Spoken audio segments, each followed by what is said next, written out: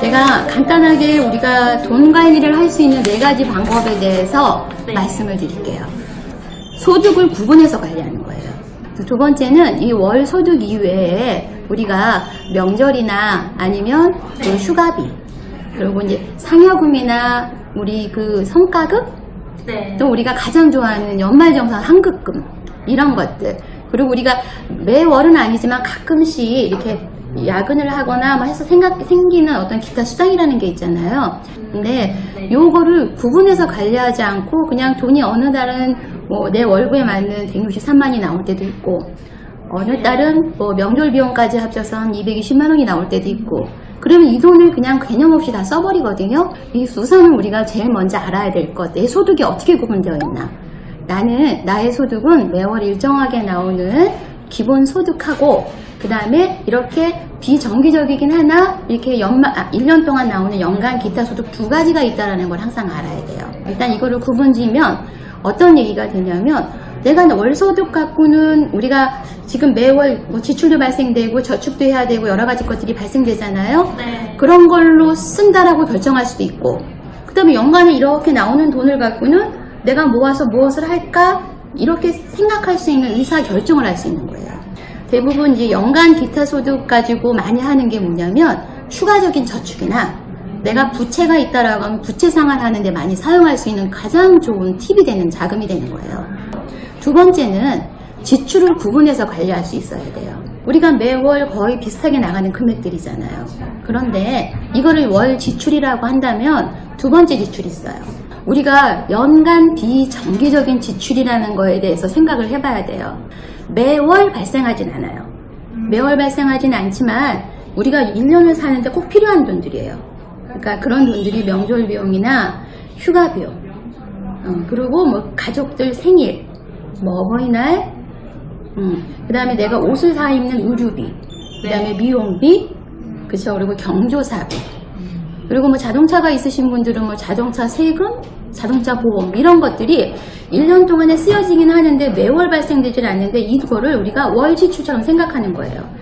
그러니까 명절이 되는 그달은 아마 50만 원이 아니라 7, 80만 원을 훅 쓰는 경우도 있을 거고, 그 다음에 뭐 그렇지 않은 달은 통상적으로만 어떤 때는 40만 원 정도 쓰이는 경우도 있고, 돈을 이렇게 사용하다 보면은 우리 소비 습관이 계속 늘어나는 쪽으로 갈 거예요. 세 번째, 우리가 통장을 나눈다는 얘기를 해봤죠.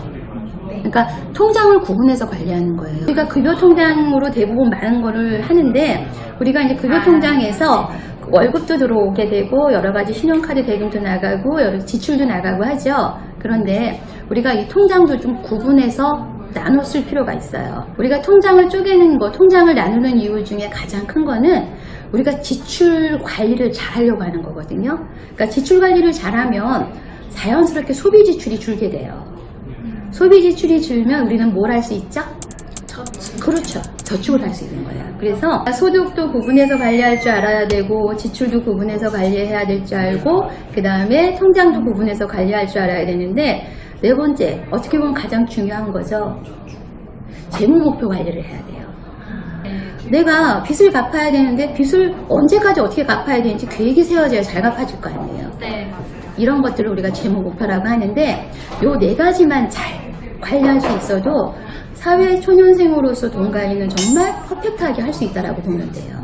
우리가 이 월 지출을요, 이렇게 내가 이렇게 보면 이런 거 같죠. 한 달에 쓰여지는 돈이 월세 나가고 통신비 나가고 그 다음에 뭐 수도요금 같은 거 나가고 내 용돈이 당연한 돈으로 생각이 되는 거예요. 한 달에 그 정도는 있어야 쓴다라고 생각을 하는 거죠. 소득은요, 내가 매월 나오는 소득은 정해졌나요? 정해지지 않았나요? 그쵸. 내가 어디 가서 뭐 추가로 아르바이트를 하지 않는 이상은 내가 한 달 동안 열심히 하면 이거밖에 안 준단 말이에요. 이게 정해졌어요? 안 정해졌어요? 그러면 소득이 정해졌으면 지출도 정해진 범위 내에서 쓸 수 있어야 될까요? 아니면 쓰고 나서 이만큼 썼다라고 해야 될까요? 정해놓고 쓴다라는 걸 우리가 예산이라고 해요. 그래서 지출을 관리하는 데 중요한 키워드가 예산을 정하는 거예요. 근데 예산을 정하려면 내가 어디에 어떻게 써야 될지를 알아야 되잖아요. 그래서 월 지출을 관리할 때 가장 중요한 거는 우리가 월 지출 내용을 항목별로 정리할 수 있어야 돼요. 그 항목이라고 하는 거는 우리가 매월 일정하게 나가는 월 지출 안에 고정적인 저축과 그 다음에 고정비, 그 다음에 변동비, 이렇게 세 가지 정도는 충분히 나눠서 생각해 봐야 돼요. 우리가 고정비라고 생각하는 거는 내가 통제할 수 없는 거. 예를 들어서 이렇게 월세라든가 내가 한 달에 나가는 보험료가 있다라고 하면 보험료라든가 대출 이자, 학자금 대출을 내고 있다고 하면은 대출 이자라든가 이런 것들을 고정비라고 해요. 우리가 휴대폰비가 가장 비싼 연령대가 사회 초년생이에요. 네. 아주 신제품 나올 때마다 바꾸더라고요. 뭐 수요요금, 그러니까 말하자면 공과금이죠. 관리 공과금하고 휴대폰 비용. 이거는 어차피 나오긴 나오는 건데 내가 쓰는 거에 따라서 조절할 수 있어요, 없어요? 네, 있어요. 그럼 이게 고정비예요, 변동비예요? 변동. 그렇죠. 이거를 항목별로 조정해 놓지 않으면, 예를 들어서 나는 35만원 월세도 내야 되고 통신비 10만원, 공과금 10만원, 용돈 50만원 정도, 이거는 내가 써야 되는 돈인데 어디서 뺄 데가 없어 라고 생각할 수 있을 거예요. 내가 지금 고정비를 하고 변동비를 구분해서 보는 이유는 내가 도대체 얼마를 쓸 수 있는 사람인지를 보는 거예요. 용돈이 필요하긴 한데 도대체 내 용돈의 범위를 어떻게 놓고 써야 되는지도 봐줘야 되는 거죠. 모아지는 돈을 정확하게 많이 하려면 내가 도대체 얼마만큼의 용돈을 써야 되는지에 대해서 생각해보고 스스로 결정하고 정해서 써야 되는 거죠. 우리가 그 용돈이 들쭉날쭉하는 경우, 우리가 가끔 어쩌다가 옷을 사게 되면 갑자기 신용카드가 는다든가 아니면 그 지출이 많이 늘어나잖아요. 그러면 그 달은 많아지고 다음 달은 좀 적어지고 이게 반복되잖아요. 그러니까 저축을 하기가 쉬워요, 어려워요? 내가 지금 컨트롤할 수 있는 돈이 변동비라면 이 변동비를 내가 얼마를 줄여서 저축으로 넘길까? 얼마를 쓰기로 약속을 할까? 얼마를 쓰기로 약속하는 게 예산이에요. 내 용식껏 다 할 수는 없어요. 내가 얻는 게 있으면 버리는 게 있어야 되거든요. 이거를 선택할 수 있는 곳이 변동비예요. 또 하나의 지출이 있어요. 연간 비정기적인 지출이라는 거예요. 명절이라든지 휴가를 간다든지 내가 옷을 산다든지, 우리가 매월 사지도 않은 옷을 내가 한 달에 용돈 안에 끼워 넣으면 안 돼요. 따로 관리해야 돼요.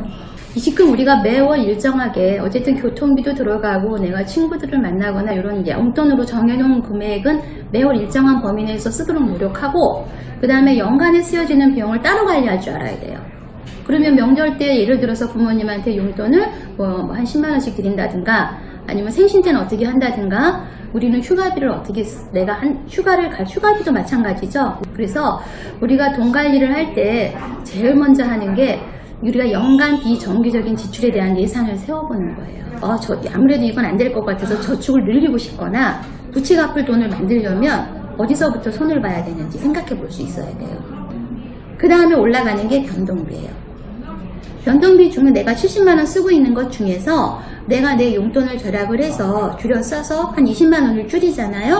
그럼 20만 원 줄어든 금액이 얼로 올라가면 저축으로 올라갈 수 있는 거예요. 저축을 좋아하시는 분들이 80만 원 빵 저축해놓고 그 다음에 남는 가구 부족하니까 뭐를 써요? 카드로 자꾸 쓰게 되는 거죠. 지금 사회 초년생들이 이것도 반복을 많이 해요.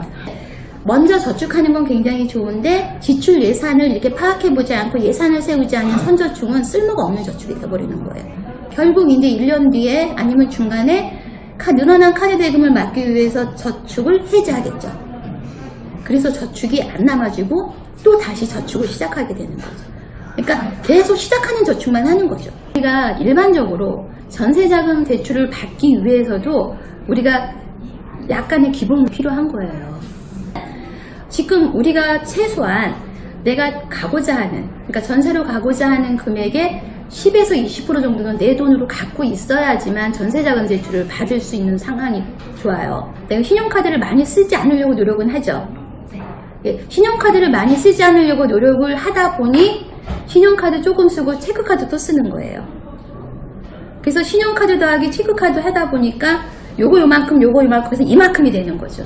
월 연간 비정기적인 지출 예산은 지금 본인 급여의 10%를 초과하지 않는 방법으로 구성을 해보세요. 최소한. 그 다음에 변동비로 올라갈게요.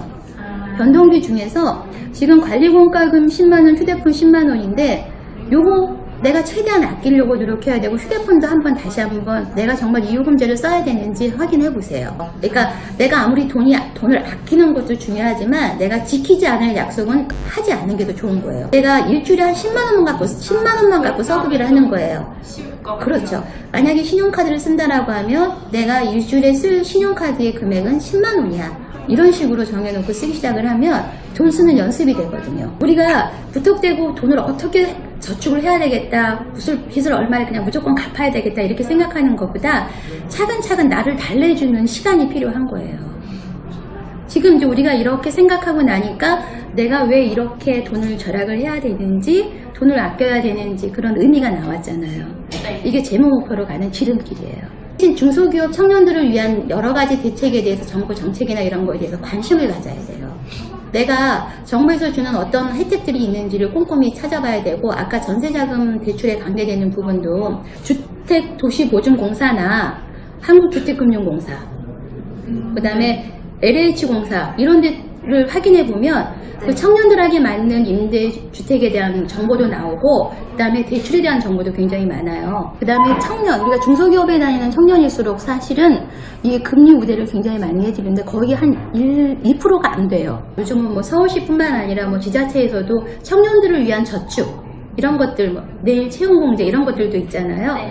이런 것들을 반드시 할 수 있도록 노력을 해야 돼요. 신용관리도 굉장히 중요한데, 신용관리를 잘 할 수 있는 방법을 본다면 우선은 학자금 대출 상환 잘 해야 되고, 체크카드도 성실하게 잘 사용하면 신용등급에 좋은 영향을 미쳐요.